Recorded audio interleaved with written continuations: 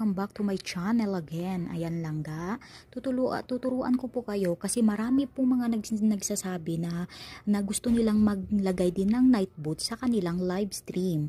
So Tagalog tutorial po ang ituturo ko sa inyo at dahan-dahanin ko lang po at para matuto kayo kaagad, okay? So ngayon po, pupunta po tayo ng ating Chrome. Sa Chrome, pupunta po tayo ng, isi-search po natin ang ating Nightboat dashboard. Ito na po. Ayan na po ang ating Nightboat dashboard. Ngayon, pupunta po tayo sa ating, dito po sa may part channel. I-join channel po natin yan. So, naka-join na po tayo, no? Ayan. Ito mga guys, huwag po nating kalimutan ang ating number 2, enter, itong kulay pula. Ito guys, yung kulay pula guys. Ayan guys, oh, yung kulay pula na yan. Diba? Ayan, yung kulay pula na yan. Sige, ilalapit natin para at least makikita nyo. Ito, ika-copy paste po natin ito.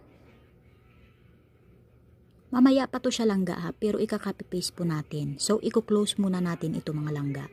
Ayan. So, pupunta na po tayo ng ating pupunta na po tayo sa ating dito. Ito, dashboard commands. So, gagawa po tayo ng commands. Ayun guys ha, naka-login na kasi ako doon. Kaya kailangan guys, kayo na maglagay doon ng login in YouTube. Nakalagay naman dyan. So, magla-login kayo ulit doon. Kanina mamaya ayang mga langga ha. Para baka hindi nyo nakita na nag-login ako kasi naka-login na ako kanina.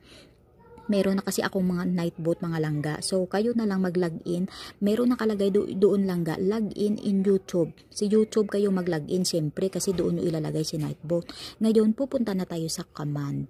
Magka-command na po tayo. So, pupunta po tayo dito sa custom, default. Sa ilalim ng commands guys, merong custom. Ayan, custom. Ayan guys, custom. I-click po natin yan ng dahan-dahan. Kailangan yung custom tayo pupunta. So, andito na tayo guys sa custom. So, ngayon, mag-a-add comment tayo dito sa kulay blue. Ayan guys, add comment. Ito guys, yung add comment, ibig sabihin, ito yung i-command natin na sasagutin naman ni Nightboat. Kumbaga, yung papasok sa inyong live stream guys, ito ang sasabihin. Halimbawa, ang sasabihin ay, hi. Sa akin kasi guys, nilagyan ko siya ng hi host. Kasi parang lalabas talaga siya sa ating live stream. Hi host. Kasi gumawa ako dati guys, ang nilagay ko lang is hi. Ngayon, pag pumapasok yung mga tao, ang talagang sinasabi nila hi host. Kaya hindi lumalabas si Nightboat. Ngayon, ang ginawa ko, inedit ko naman siya sa settings para lagyan ng hi host. Ngayon, lumabas siya. Ito ngayon, ito na guys ang isasagot ni Nightboat. Ito sa message. Ang ilalagay po natin dito, 'di ba, ang kinommand natin, hi host. Tapos sasagutin po kayo ni Nightboat ng hello. Tapos space mga langga ha, huwag kalimutan ang space. Tapos kailangan merong $sign. Tapos close parenthesis. Tapos, lagyan natin dyan ng user. Ayan mga langga, kailangan small letter ang user natin, tsaka close parenthesis and space. Kaya langga ang user na yan, ang user, kung sino ang papasok sa inyong live stream, yan ang sasabihin ni Nightboat. Halimbawa, hello, tapos halimbawa, ako yung pumasok. Hello, Noemi Competente Vlog. Thank you for coming. Ilalagay natin dito. At Tagalog pala, no? Ayan, space. So, salamat. Ito na, lagay natin ha. Salamat sa pagdalaw kay host. Ayan, Tagalog 'di ba? Kay host. Ayan guys, nasa sa inyo yan guys, kung anong gusto nyong ilagay, English man dyan o Tagalog, gusto nyo Ilonggo, Ibisaya. Pwede naman. Ayan lang mga langga. So, ayan na siya ha. Ito ang kinomand natin. Hi host. Ang ilalagay natin dito guys na para isasagot sa inyo ni YouTube is hello, space. Huwag kalimutan guys ang space kasi dito tayo nagkakamali. Space, $sign, tapos close parenthesis, user small letter, and close parenthesis, and space. Salamat sa pagdalaw kay host. Ngayon ito guys, ang user level, wag na po natin niyang pindutin kasi everyone ang kailangan nakalagay dyan. Ito ang cooldown guys is ano ang gusto nyo guys, 5 seconds. Kung gusto nyo marami, sa akin kasi is 5 seconds lang no. Ayan. So dito sa ilalim nakalagay submit. Ayan guys yung alias. Wag na po nating anuhin yan ng alias. Ito yung cooldown na to guys. Ito kung halimbawa pag may pumapasok, nakadepende yan kung 5 seconds ang ilalagay nyo. Kung halimbawa kada anong tawag nito, kada 1 line o 2 lines lalabas yan si Nightbot. Ayan, isa-submit mo natin yan. So ngayon ayan na po ang kinommands natin, 'di ba? Ayan na. Ayan, hello host. Hi. Pwede din ganyan, thank you for tuning to my live stream. Tapos, ayan, hi host, hello user. Ayan, user, salamat sa pagdalaw kay host. Yan na po. Ngayon, mag-a-add po uli tayo. So, add po tayo uli ng, ano ang ikakamand natin uli? Is BG. Sige. BG host. Ay, mali. Ayan, BG host. Tapos, ayan, ang ano ni host dito is, salamat. Salamat tayo ulit. Salamat. Then space. Then $sign. Ay. $sign. Then close parenthesis. User. Small letter na user. Kailangan mga langga ha. Huwag kalimutan yan. And close parenthesis. Space. Ayan. Salamat sa pag BG kay host. Ayan, salamat sa pag-BG kay host. Ayan, everyone pa rin, call down.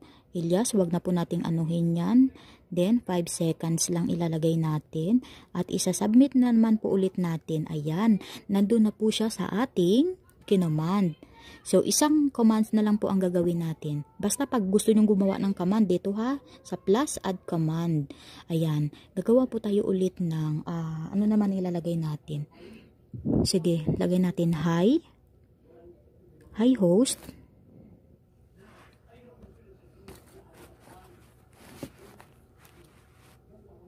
Ayan, ang isasagot na naman ni Nightbot sa atin. Hello. Tapos, space, $sign, close parenthesis, user small letter, close parenthesis, space. Tapos, lagay natin na wag, ano ba tong cellphone ko, mali-mali pag i-type mo, wag kalimutan. Siyempre, Tagalog tayo, diba guys? Tagalog tutorial. Huwag kalimutan i-tamsak si host. Ayan. Huwag kalimutan i-tamsak si host. So, ayan na mga langga. So, nag-command na tayo ha. So, submit ulit natin. Pag submit natin, so, nandun na ulit. Ayusin muna natin guys. Kasi ang cellphone ko is nagsa-slide. So, submit.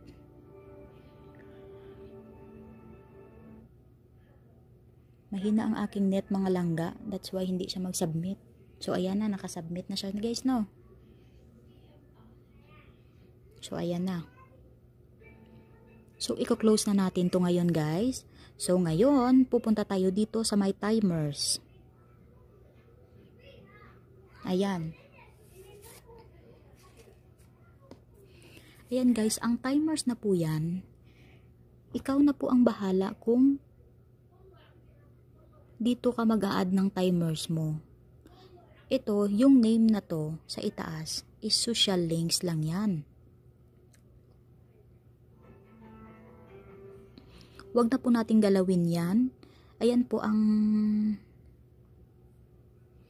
interval. Ako kasi guys, wala na akong ginalaw dito sa interval ko eh. Ito kasi ang interval guys. Ito kung halimbawa, ilang line, 1 lines or 2 lines na chat lines ay lalabas po siya. Halimbawa, pag may dalawang chat, lalabas siya kahit wala pang 2 minutes. Yun ang interval.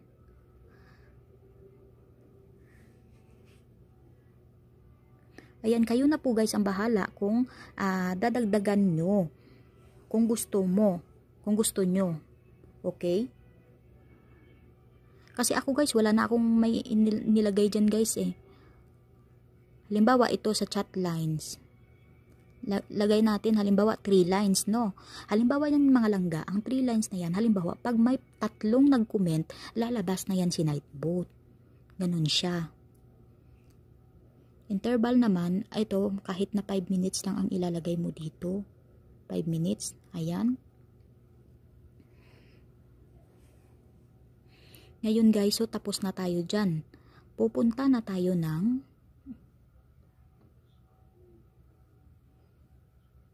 dashboard natin. So, di ba kanina, ang kinapi-paste ko doon langga, kailangan sa join channel, ha? Kailangan blue ito, join channel. Hahanapin natin doon kanina yung ito. Ito ang Nightbot is now joining your channel. Next steps. Ito, di ba? Ito guys, ulitin ko. Ika-copy paste po natin ulit ito, ang kulay blue, red. Tapos, dito tayo pupunta sa community settings.